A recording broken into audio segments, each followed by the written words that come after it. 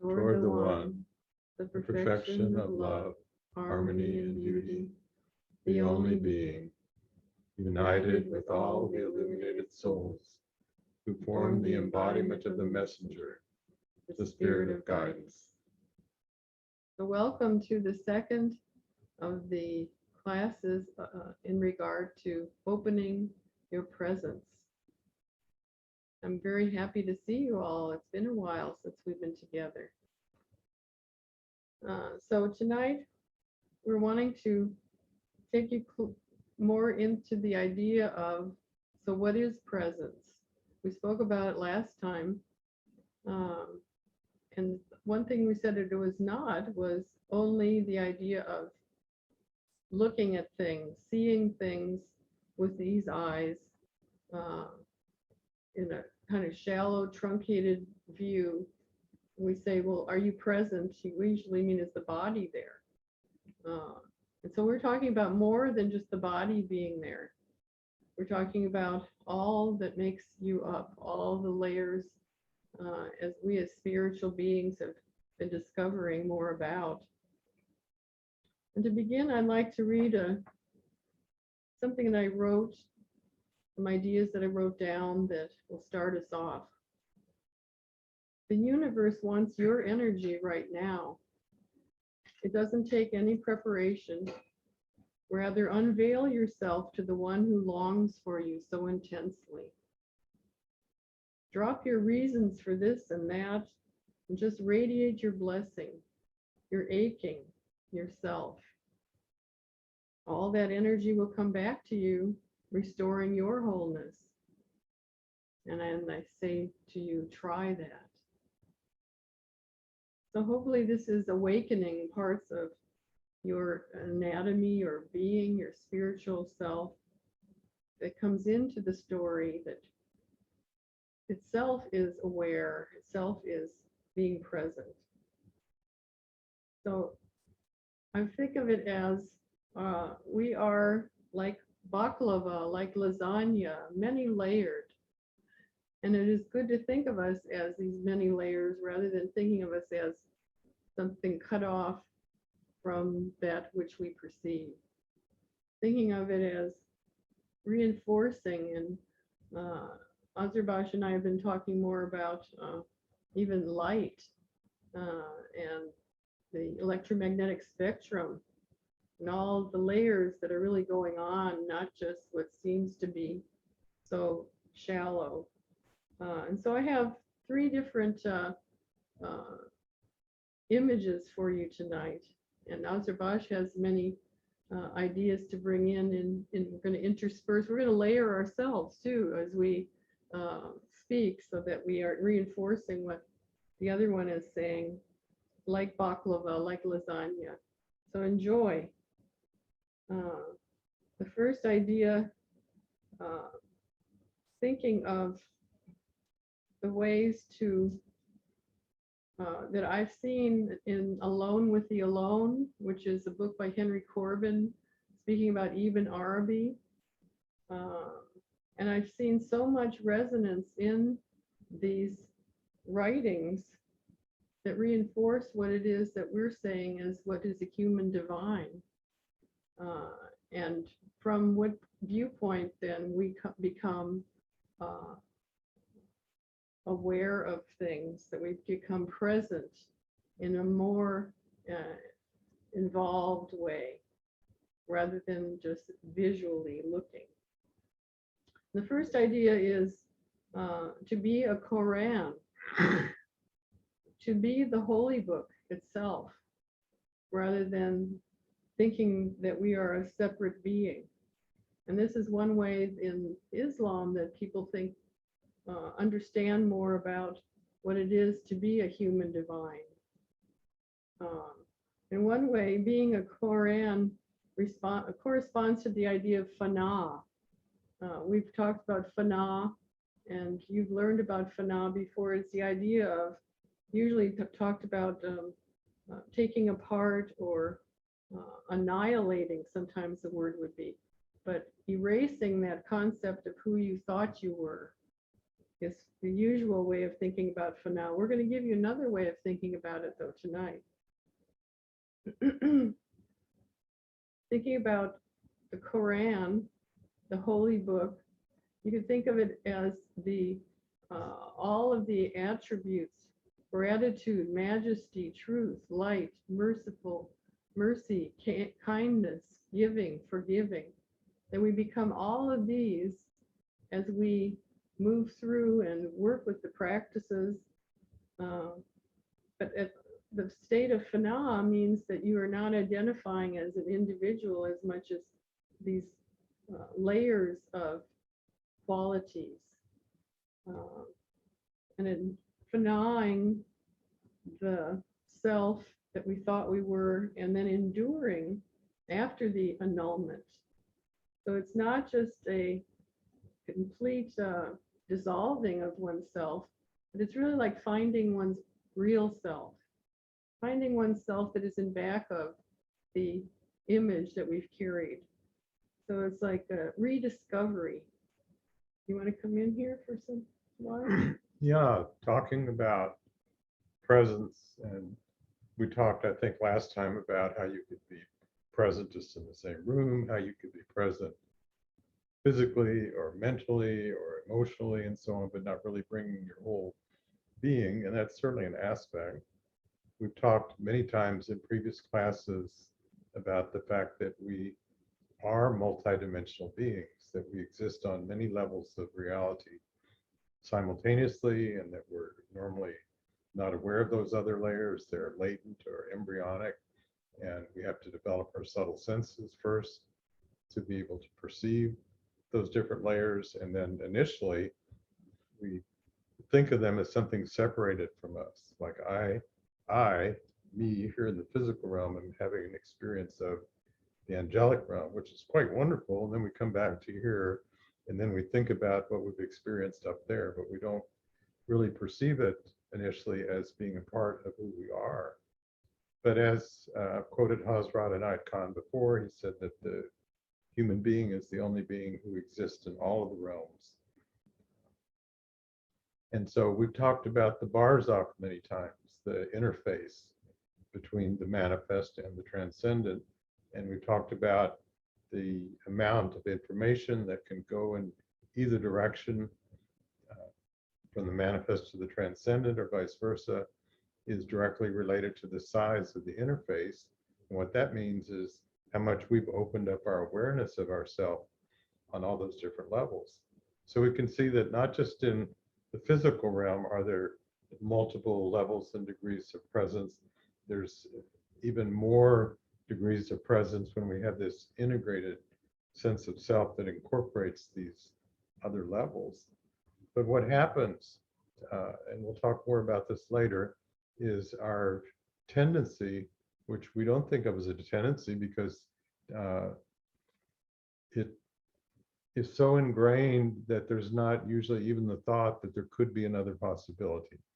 And what I'm talking about is we have an ongoing program, so to speak, to bring experiences back to what we've identified with as us, our self, on whatever level, whether it's in the manifestation or whether it's in the inner realms, the subtle realms. But we, our sense of self, feel that we are being present to fill in the blank, whatever it is that we are experiencing, but we're not really being fully present.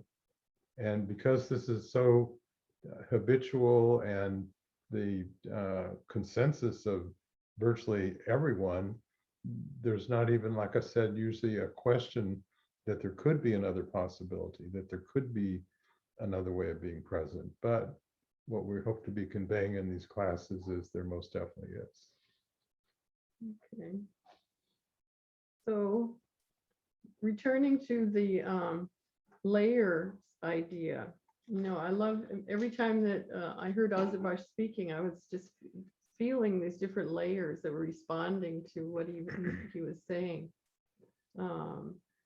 And thinking about nature, thinking about our idea of the branching pattern, that we often talk about, Fractal. fractal relationship, and that we're interspersed with everything, not held hard and fast away from everything else.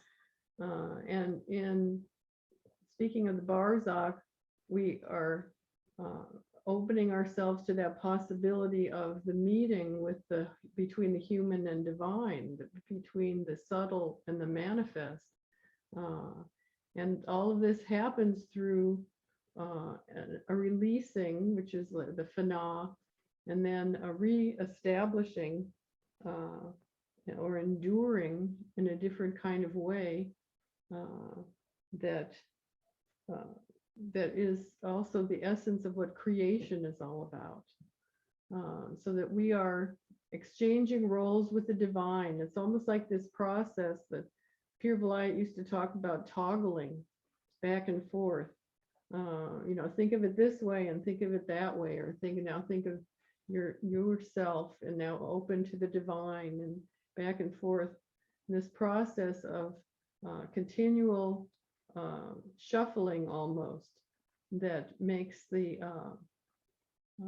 enduring, but enduring in open kind of way. Remember, we talked about, those of you who have been with us for a while, opening the house of Spenta Almighty. That means opening ourselves out in a different kind of way. And that we're taught about this by nature itself, by seeing the patterns in nature that tell us, oh, this is how we open, and this is how we stay aware, and this is how we bring presence from a deep place within us, not from a superficial place. So it's very important for us to work with the various wazaif, with the different qualities, in order to remind ourselves of all the depth that is there that we're working with.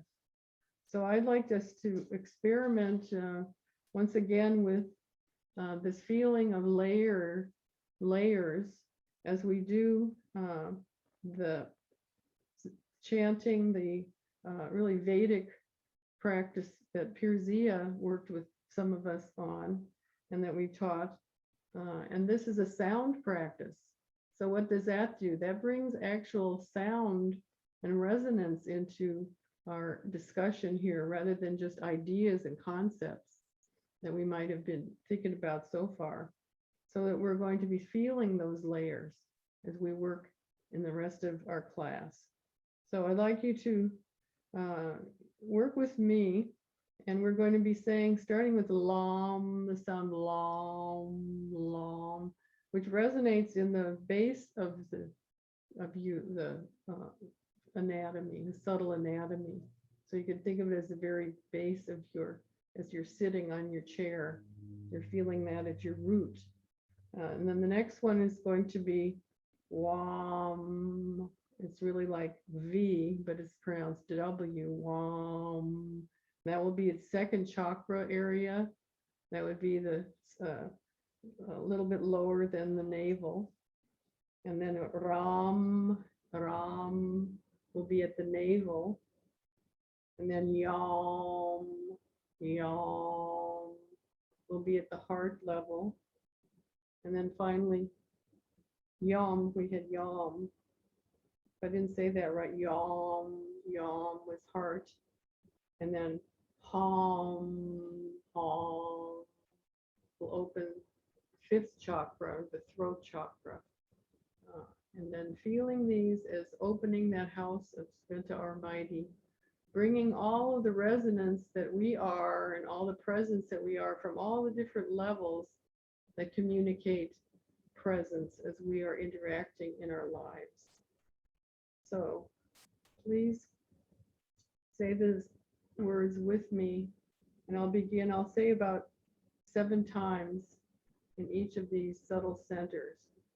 We begin with lam, lam, lam, lam, lam, lam, lam. Now wam, second chakra. Lam, Wah, wah, wah, wah, wah. Next, Ram, third chakra. Ram, Ram, Ram, Ram. Yom in the fourth. Yom, Yom, Yom, Yom, Yom, Yom. And finally, Hom in the fifth, the throat chakra. Om, Om, Om, Om, Om, Om. Now let's just sit, feeling that vibration in all the different subtle centers.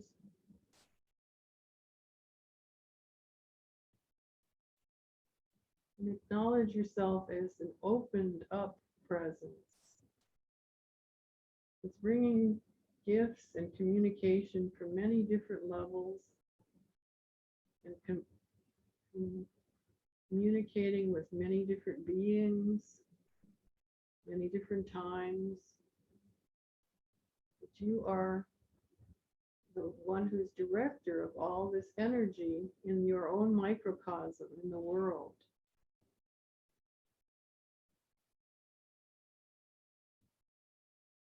And then even with if you're with other beings, you bring an awareness from your many layers so that those beings can also feel their own layers.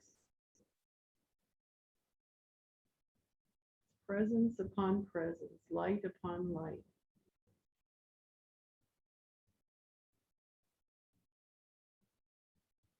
Taking a few more breaths, it's like activating all these places at the same time.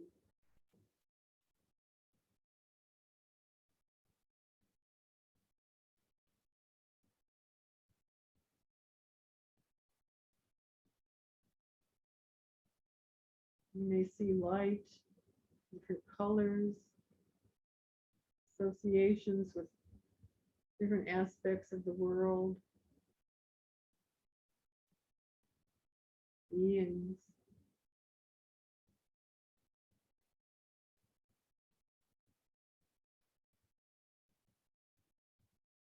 It's a beautiful example of Fana and Baka, maintaining an organization, but an open organization of your presence.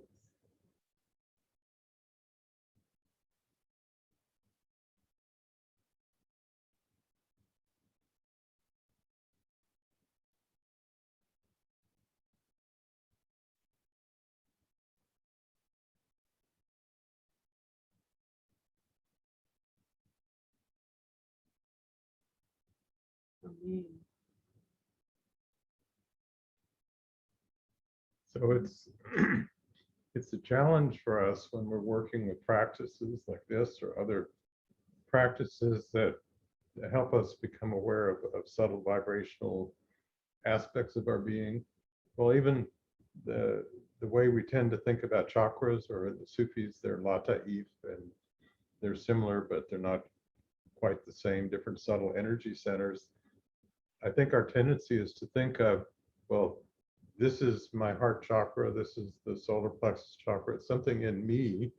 And then we think about, well, I'm going to open this center up and something will happen. So and we do. I mean, initially when a subtle center is opening, we do have oftentimes energy feeling in our body,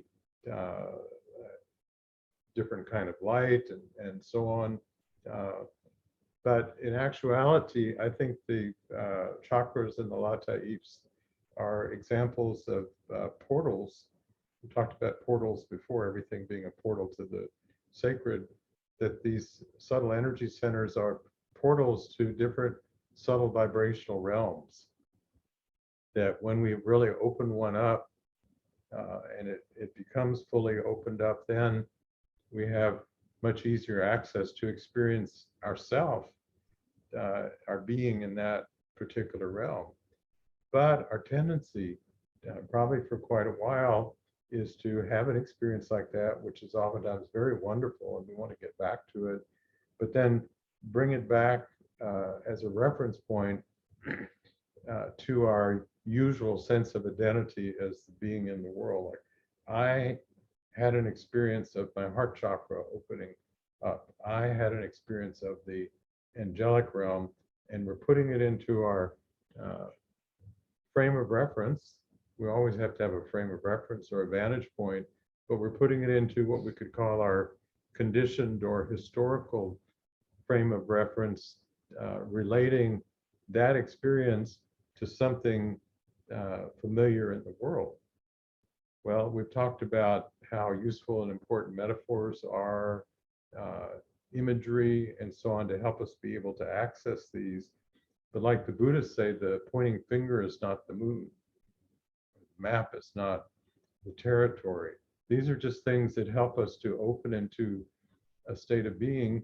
And the challenge is, and this is definitely related to presence, is learning how to be in that particular state of being and not pull it back to thinking about what it is or what it is like. Even, wow, this is really beautiful and wonderful, wanting to label it.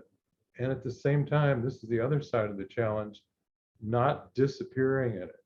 So we just don't blank out and afterwards go, well, I know it was something nice, but I don't have any idea what it was like. In that case, we haven't yet built what I call a scaffolding between the different ones. But we're aiming at wanting to be able to,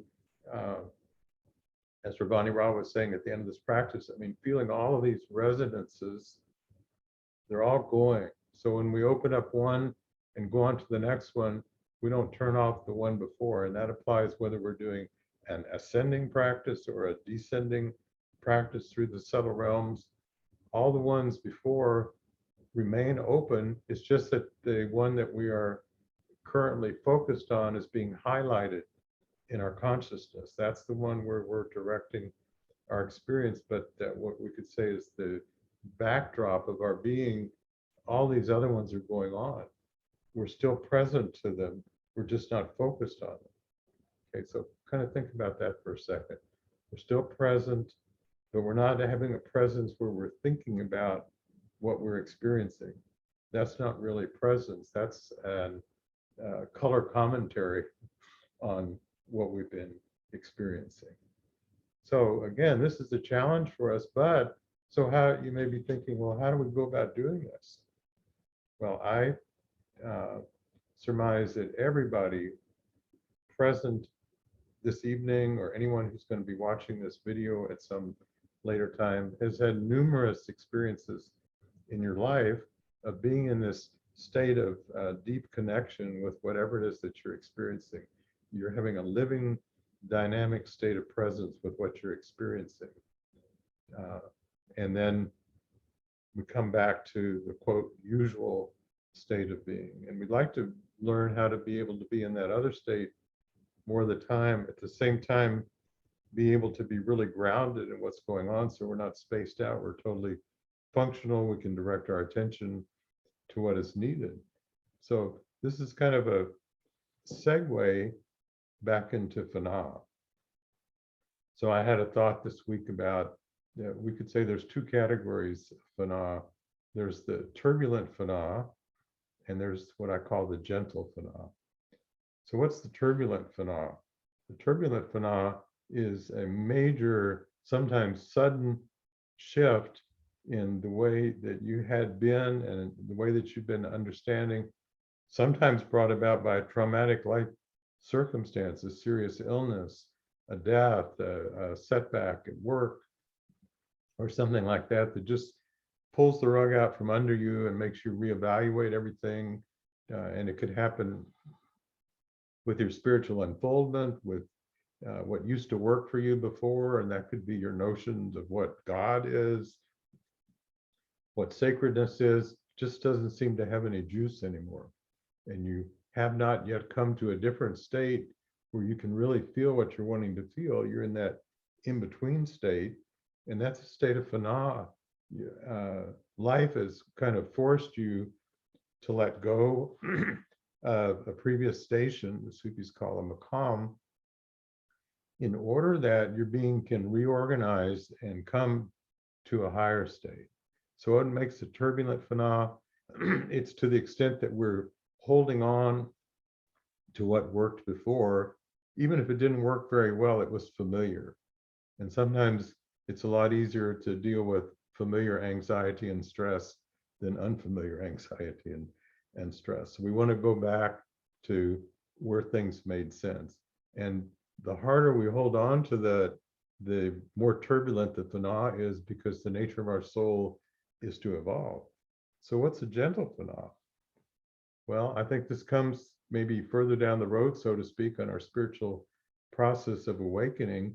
It's a realization that our growth is going to come in discontinuous stages. We're at place and we've kind of learned the lessons, and then it's time to allow something else to emerge that we don't prefigure by our conceptions of what it is supposed to be, and we don't continually keep bringing it back to what was there before. We are, like Ravani Rao was saying, we're in this state of openness. We're in a state of openness to what may become, and perhaps having no idea what that's going to be like. But the gentle phenomena is welcoming that. It's like, here comes a further, I don't know what it is. It's the enlisting the pioneer spirit of our being.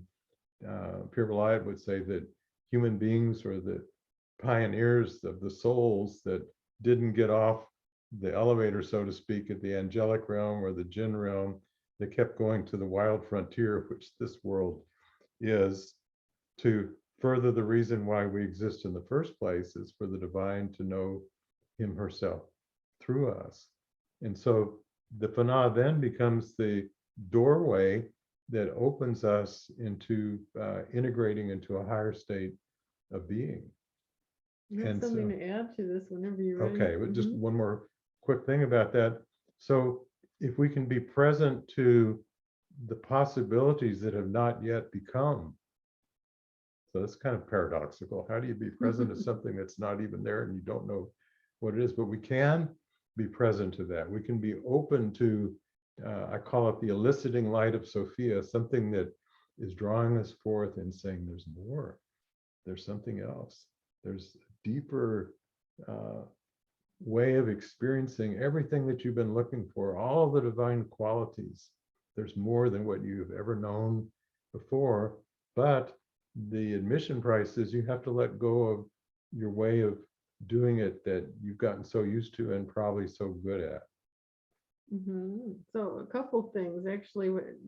Just now when you're saying about this special way of, it's really a special way of being present to things that is now entailing even the future, perhaps, or this. And so anyway, it's this very special one, and it also recalls talking about the imaginal faculty.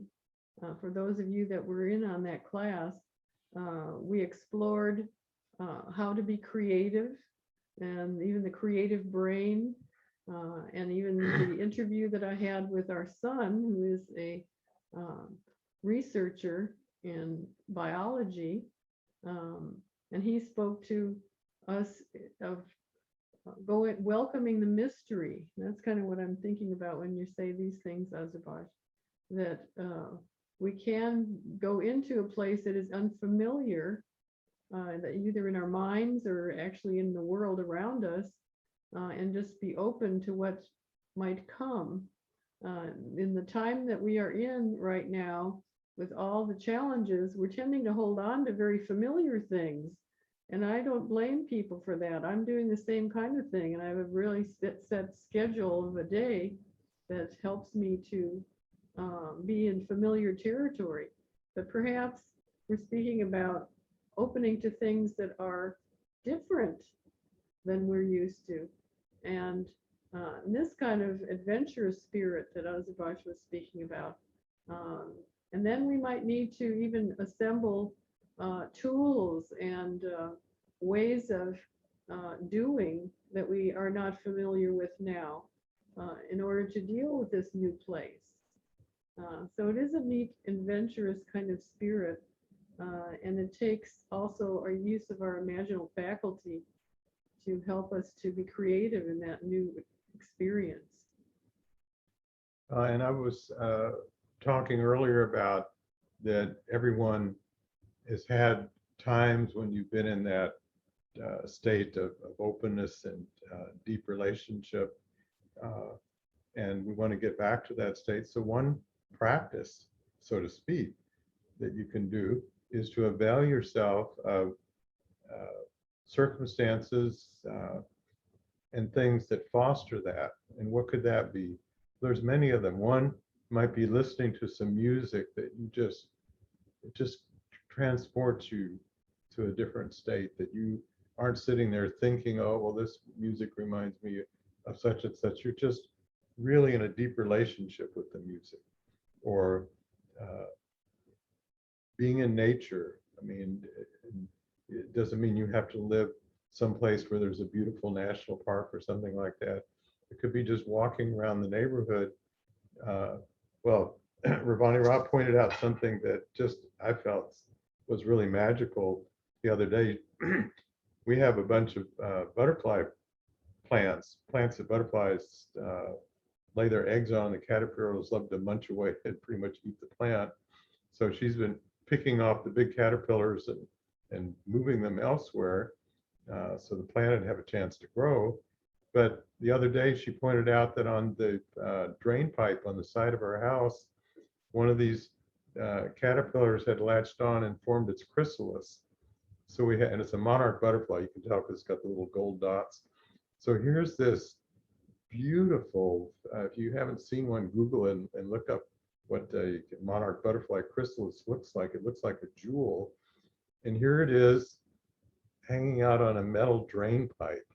I mean, not exactly what you think is a beautiful thing in nature, but that was so striking to me, that this thing that's going to emerge as this beautiful butterfly made its in-between place to undergo fana and eventually baka on something that drains the water, the downspout from our house. And that was just like, wow. I mean, that just really clicked a lot of cylinders at me, just seeing that. I mean, that was like a magic moment.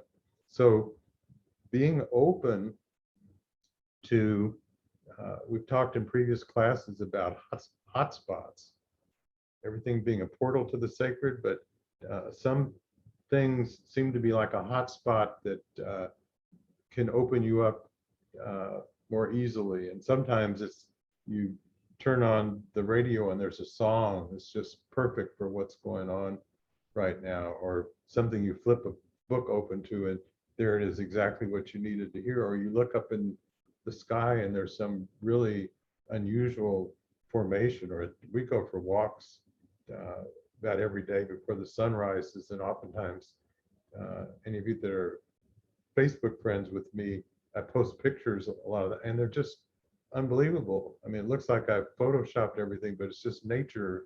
I mean, it's like colors that are so pretty they don't even seem real. And here it is, all around this opportunities to engage with something that takes us away from our habitual fixed sense of self.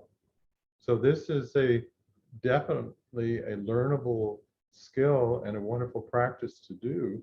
And it also can certainly take place when you're having a deep conversation with a friend, you know, which starts off with the chit chat and how are you, and you talk about this or that. But like Ravani Ra and I have so many conversations where we'll start talking about something and then something opens up and all this inspiration starts coming through. And it's a living example that we can all experience of when there's two presences that really get in sync. The Sufis say a third presence is born, and something comes from that that's more than the sum of me plus her.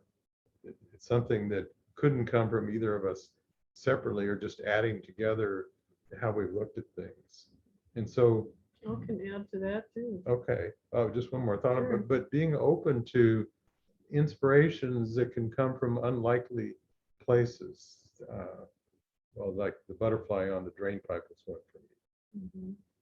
Yeah, and then there's the ones that are the more usual places, like between him and myself, uh, that I'm seeing it right now as when we have our classes, we often have ideas that we bring to it, but I would say maybe even half of what we speak about is what is engendered in that situation. So it's also engendered by you all being there and your energy coming. And some of you, I can see your faces, and there's some things that happen there. So often in the discussion, and I think that's why it gets to this place where this is the third presence, is that we are being present with each other. And like I spoke before, we open all of ourselves to them. Well, we're opening our hearts to them. I'm opening my heart to you as you're speaking and listening to what I hear you saying and back of what you're saying. Uh, Not just waiting for the opening so I can say something else, but being, the best kind of aware and present to you. And then you do the same with me. So it is this beautiful relationship that in some ways you can think of other relationships that you have and how can those relationships improve by you bringing more of yourself to this other being. And even thinking of all the levels at which you resonate in the practice that we just did earlier. How can we bring those subtle places to the being that we're speaking to? Again, being this unfolded, open, uh, sensitive, and vulnerable being that is listening and being present. Present. Yes, and this is a good example of something that I feel is a very important point, because I think the general tendency is to both think of and experience presence as something static. So I'm present to you, and I mean, there can be, that's great. I mean, you can be fully aware and tuned in to something going on, another person, and so on. But there's so much more possibilities than that. I mean, that's just kind of like the most minimal necessary basic level for anything to possibly take place. But on a much deeper level is when you can get into it, or refer to something we've talked about many times, relational unity. That state where you feel a permeability with another person, whatever it is you're experiencing, something in nature, something in inner level in meditation. When you can experience that connection, then that presence is not static, it's dynamic. It's something that is continually emerging. And we talk about the new creation that arises at every instant. That presence is refreshed or freshening, because it's not just, cleared away, the dust is cleared away. It's emerging further all the time because of the relationship you have. So now I want to mention something I don't know that I mentioned last time. And speaking about how I get ideas from science, I was watching a presentation, a video put out by the Institute of Noetic Sciences on research on the effects of consciousness on physics, on quantum states, measurable effects. And they had a machine I'd never even heard of before or seen, and it looks just like a little box with lights and things like that.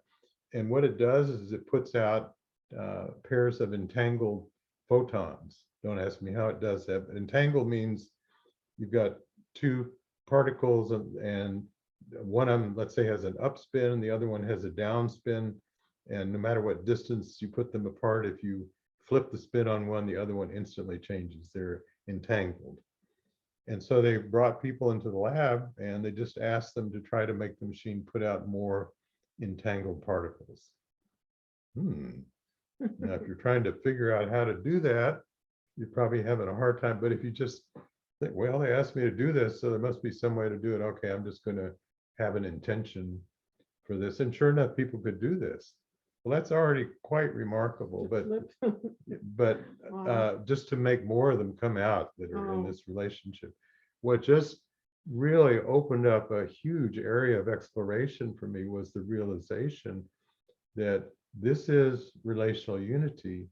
And it opened up a realization. We've talked many times in classes before that everything is interconnected with everything else. We've said that everything has an effect on everything else. But the realization that came to me is that everything potentially has an effect on everything else, but that's only actuated when you are in a state of relational unity. And the physics term would be entanglement. You've established this connection with what it is that you're experiencing. And now there's instantaneous, regardless of distance in time or space, effect between you, that Pure Light would say transpires between you and what it is that you are experiencing. So I think this is the way that distant healing works. It's not that someone's sitting here going, okay, I'm going to beam this healing ray of energy out to so-and-so here. When you really have established an interconnection with them, then you are really this one entangled system. And so you just enable whatever feels like it's needed to come forth, and now it becomes present and available to, in this case, the other person. And it's not that it's coming from you. The way I think of it is that the mystics say that each of us is vaster than the universe. When we open to that state of awareness of our being and then attune to a particular divine quality, which could be beauty, it's not that we're sitting here broadcasting the beauty radio station from ourselves. It's like the quality of beauty is suffused from everywhere into everything, potentially, by virtue of the fact that that's what we've established that relationship with in our own being. That just happens to be the particular modality that we are enabling through our presence with what it is that we are experiencing. Well, there's another way of thinking about that based on what I was just talking about, is baklava, which has layers, one thin layer against another layer, so that you're not just sitting right there and I'm sitting here, but we are interrelated in all these different ways. And so it's not, I don't have to reach anything out to you because you are right here. And I can relate right here with you. And I know that it's just right, intimate. This is an intimate experience. And it's not strange that there could be a change in something, some being or some condition, because it is right within me. Yeah, I'm glad you brought that up, because we've talked before about fractals, and we've talked about the nature of being fractal-like, not a fixed fractal, but you can imagine an emergent shifting, but it has a particular flavor to it, different from anybody else's fractal. But the fractal of our being is in touch with everything that is in existence. So just like Ravani Ross said, instead of thinking that we're going out somewhere to experience another person, we can find that person within the fractal of our own being. And in that way of connection, then we can unfold what it is that we're seeking to unfold. We don't have to go any place to do anything. We can find, if we want to tune into a master, saint, or prophet, we can find them within ourselves. But Pure Light would say that there's some beings that have such a high vibrational state, we have to be able to acclimate ourselves to that altitude, so to speak, to be able to reach them. In other words, we won't find them in the usual frequencies. We have to be able to, if you think of ourselves like a receiver, transceiver, both, we have to be able to access very fine in subtle vibrational levels that we can't possibly get to until we've learned how to unfold what comes through the subtle energy centers, the chakras or the Lata. Those are gateways to being able to access these different vibrational states of our being. And this is why spiritual practices are so helpful and important. We can do a whole lot without ever doing a single practice, but these practices that have been time tested throughout the ages will enable us to be able to do so much more. And I'll come back to an example I've used so many times about you get a computer and you've never worked with a computer before, and somebody shows you how to do word processing and to send emails. And so you think, well, that's nice, this is great. But you don't know what else that computer can do. You can have a Zoom conference call and teach a class about multidimensional presence. Whoa, that's a lot better than what I realized. So you don't even know what's available to you. I mean, that would be one step, realizing there's so much more available than what you thought. But the second thing would be if somebody just told you that that's a possibility of your computer, but you didn't know what the internet was, much less how to use Zoom, much less how to use your camera and audio and all that, it would be like, well, you read this theory in a book, well, that's nice, what does that have to do with me? You'd have to learn how to use that tool. So tools help us be able to learn how to use the natural capacities of our soul, but that's why we have guidance in different spiritual schools, so we can get instruction to learn how to eventually chart our own pathway. And the other thing that we need is to understand who we are in relationship to, well, we could say it's a microcosm that we are a part of, the microcosm of everything that is within our realm. And we have wonderful support in the work of Ibn Arabi here once more, because he speaks of the imam. Now you might have heard what an imam is, and usually it's thought of as the one who calls people to prayer and who leads people in prayer in Islam. But also, each mystic, according to Ibn Arabi, is invested with the dignity of being the imam in relation to your own universe or your microcosm. So that's what we were doing earlier, really, when we were intoning these sounds, is awakening what they call the angels of our microcosm. I love that. So these are the physical, psychic, spiritual faculties are the angels of your microcosm. And they come and pray behind you when you pray. Or, pray meaning even being involved in your own world and bringing your energy, bringing light into your world. That would also qualify as prayer. But think of it as prayer for a moment. That when you sit and pray, that all these angels are praying behind you or within your aura. And it transforms the subtle centers, centers, and it takes on the aspect of a mirror, he says, that there's this beautiful reflective process that affects everything because it's related to this microcosm that we're talking about here. And there's some beautiful words that are said in relation to this the situation. And I'll say these so that you can even go back and play them again, perhaps, and use them in your own prayer. They say that you can think about these powers that are praying with you, and as you begin your prayer, whatever it might be, or meditation, you can say, powers who are in me, sing the hymn, sing in union with my will. And in the Ibn Arabi then says that when you do this, God hears you who are glorifying the Lord.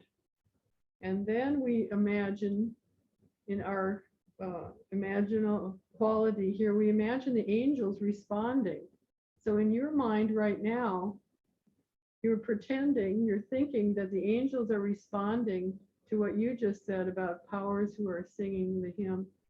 They say, "Our Lord, glory be to thee." So you imagine the angels saying, "Lord, glory be to thee."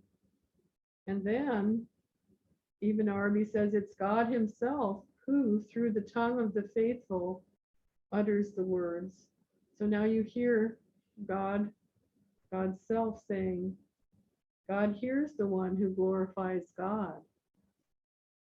So we have a little situation, a little microcosm, and a few words that could be said during your practices, perhaps, that that hopefully you are initiated as this imam that has a realm and a responsibility to align these different levels of being in this open realization that is not, that has been fanad and now established in a new organization, for unfoldment.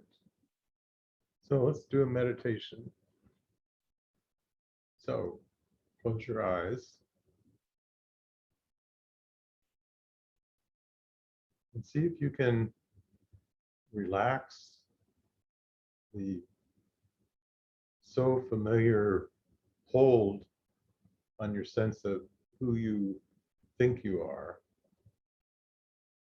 worldly identity, your mental concepts, emotions, personality. Just relax all that. They'll still be there for you at the end of the meditation. And allow yourself to have a brief taste of the gentle phenomena, the releasing of this, perhaps to have what the Sufis call a hall, temporary experience of a different state, that you're not trying to prefigure or predetermine, conceptualize.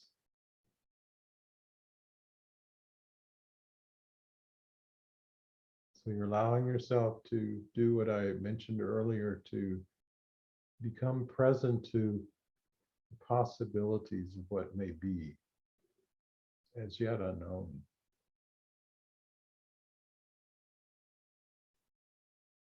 Imagine that you just caught the faintest scent of the most beautiful perfume coming from some unknown flower.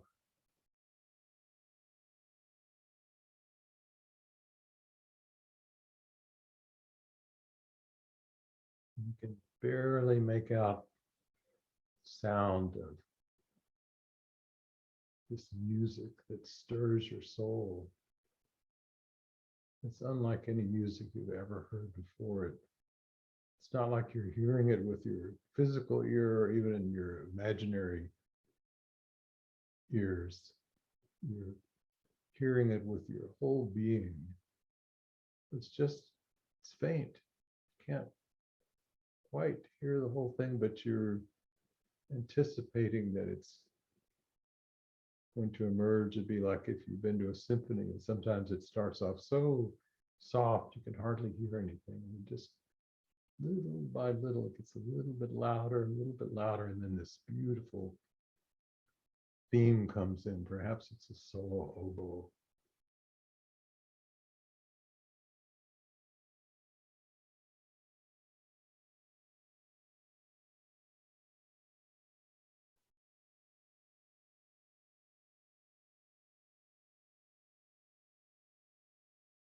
So feel yourself becoming present to the emergent divinity everything in your realm of experience, everything known and as yet unknown, is announcing itself. As we've said, everything is Gabriel, but Gabriel is announcing himself through the perfume, through the subtle sound, through vibration, through beauty. And whatever inner direction you turn, there's a different form. So rich.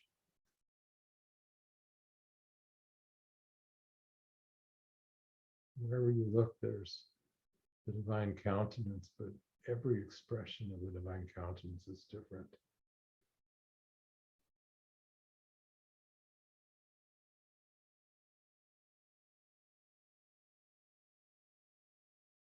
Allow yourself to come into that state of relational unity with what you are experiencing. And for now, just receiving, drinking in the emergent divinity from all that you experience.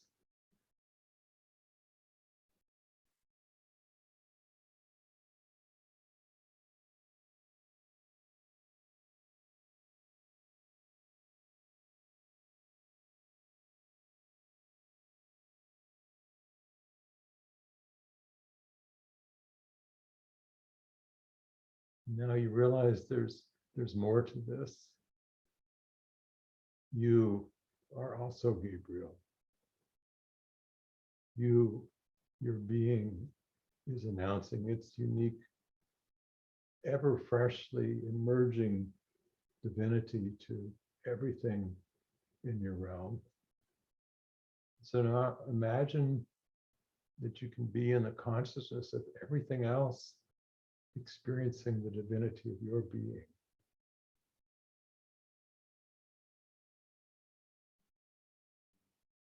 Seeing the divine countenance that you manifest that can be found nowhere else in all of existence, in any realm.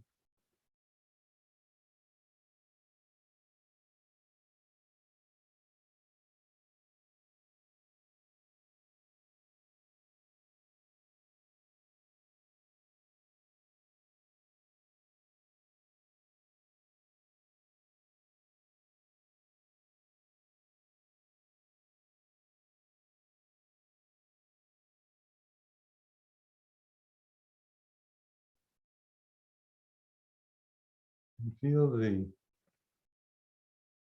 ecstasy of the universe.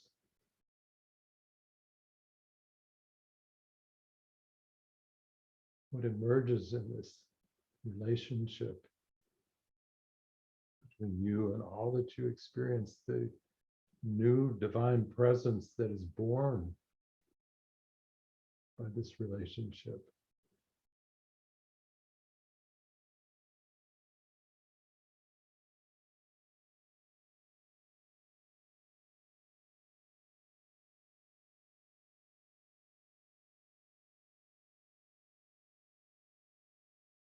And what began as the gentle phenomena now becomes the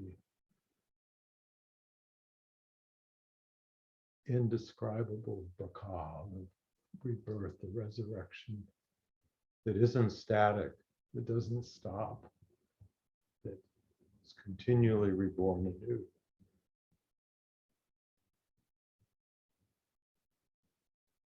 It's like God is reborn anew at every instant.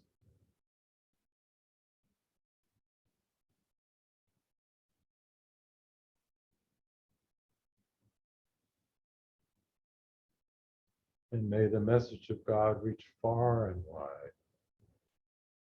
illuminating, making the whole of humanity as one single family of God.